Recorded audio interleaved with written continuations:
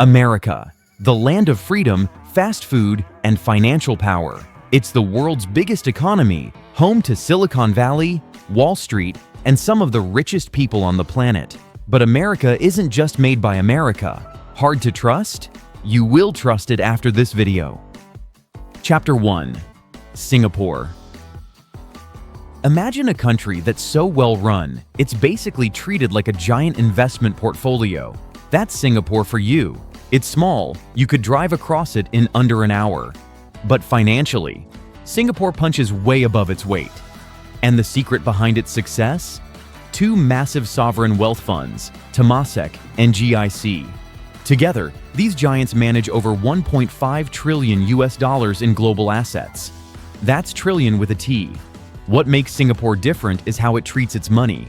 While most countries just run a government budget, Singapore invests like a boss.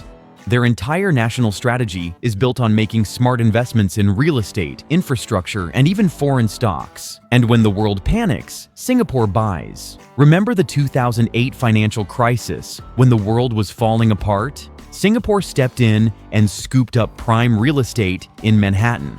While others were selling cheap, they were buying gold. And it didn't stop there. Over the years, Singapore has poured money into American tech companies, infrastructure, and more real estate. That's how it quietly gained major influence in the US economy without anyone really noticing. But it's not just the government. Private billionaires from around the world also move their money to Singapore. Why? Because it's become the new Swiss bank. Super private, very stable, and totally tax-friendly. After Swiss banking secrecy started to crumble, the world's ultra-rich turned to Singapore. And guess what? That money doesn't just sit there. A lot of it gets invested into the United States. So yeah, this little city-state has its hands in American assets in a big way, but they're not the only ones. Chapter 2. India. Now let's talk about something even more fascinating. Not a country this time, but a group of people representing the country. Indians make up just 1.5% of the United States population, but their impact? Way bigger. Yes, Indians contribute over 5% of the total taxes in America. That's massive.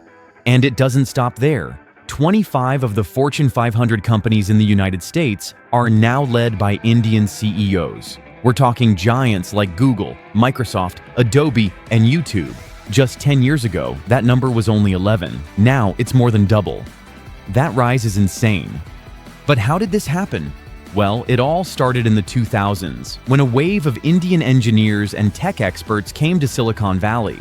They weren't just filling jobs, they were building empires. Today, Indians are the highest paid and most educated immigrant group in America. They've made huge contributions in tech, medicine, finance, and even politics, and with their success, many have started investing back into the country, buying homes, running businesses, and creating jobs. Some have even started building entire investment networks, funneling money into real estate, tech startups, and venture capital funds. So, while they're not a foreign government like Singapore, the Indian diaspora has quietly built influence through talent, hard work, and smart investing.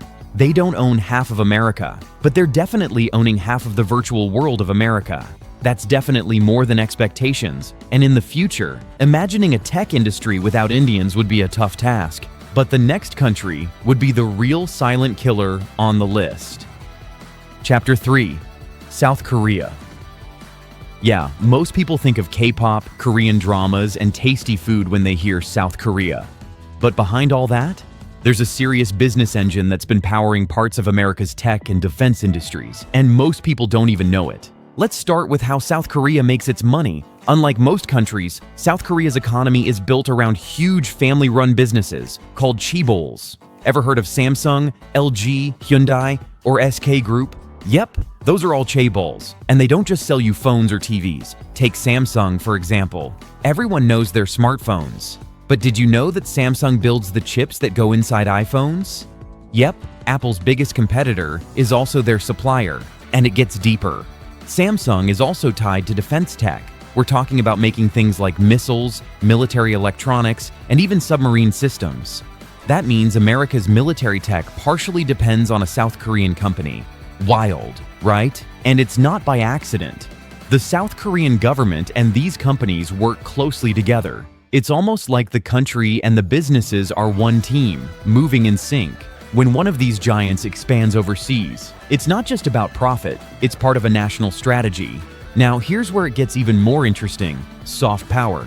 You've definitely felt South Korea's cultural wave. From BTS, Blackpink, and Squid Game to skincare routines and Korean movies winning Oscars, Korea has taken over the world's pop culture. And guess what? That cultural dominance opens business doors. It makes the world trust Korean brands, love Korean products, and want more Korean partnerships. So when you look around, Korea's fingerprint is all over American life. From the chips in your phone to the movies you watch to the weapons that protect borders. Whether through tech infrastructure, defense supply chains, or entertainment, South Korea is quietly owning parts of the United States, piece by piece. Even we are following it unknowingly. That's a serious secret gameplay. But now let's switch gears to a country that doesn't even try to stay quiet about its influence: the United Arab Emirates, or UAE. Chapter 4: United Arab Emirates. Now, this is a country that doesn't need any introduction. When the UAE shows up, it shows up in style. Think skyscrapers, gold-covered cars, and islands shaped like palm trees. But more than all that, they've mastered the art of buying influence, not just in America, but around the entire globe. Let's look at the numbers. The UAE has invested over $35 billion directly into the United States. And no, that's not just sitting in banks. That investment supports more than 33,000 jobs in America. Think real estate, clean energy, tech, even logistics. You name it, they're in it. But wait, the best part? That's just the past. The best things are yet to come. The United Arab Emirates recently announced a plan to invest $1.4 trillion into the United States over the next 10 years. Yes, trillion. That kind of money can literally shift economies. They're not just throwing cash around randomly either. It's a 10-year investment framework, meaning they're building deep, long-term roots in American business, infrastructure, and innovation. Why does this matter? Because this kind of investment doesn't just bring money, it brings influence. When you own parts of the supply chain, finance big American firms, and provide thousands of jobs, your opinion matters. You get access, you get connections, and slowly, you become a key player behind the scenes. So, while the UAE may look like a flashy vacation destination, what they're really doing is buying a front row seat in America's future. So, in 10 years, you can visit the UAE branch in America. Just kidding. Chapter 5: The Players You Never Noticed. But skipping that joke, I want you to take a second and really think about this. We live in a world where it seems like America owns everything, from Hollywood to Apple to Google. But when you look closely, you realize something wild. Other nations have quietly bought pieces of America, bit by bit, industry by industry. Singapore, with its investment ninja moves, snapping up real estate while everyone else was panicking. Indians, not as a government, but as everyday high achievers and CEOs, silently shaping tech and business. South Korea, stacking chips and culture like it's playing a winning hand in poker. And spoiler, it is. And then there's the UAE, writing billion-dollar checks like it's nothing, building invisible bridges between oil money and American opportunity. They're not waving flags or raising armies. They're buying real estate, tech companies, media power, and political reach. They're not invading, they're investing. And maybe that's the most powerful strategy of all. But maybe that's also the beauty of it. The diversity, the shared ambition, the mix of cultures, capital, and ideas. Maybe that's what actually makes America what it is. A melting pot, not just of people, but of global power too. If you found this video luxuriously informative, like, comment, and share. Because knowledge this rich, it's meant to be shared.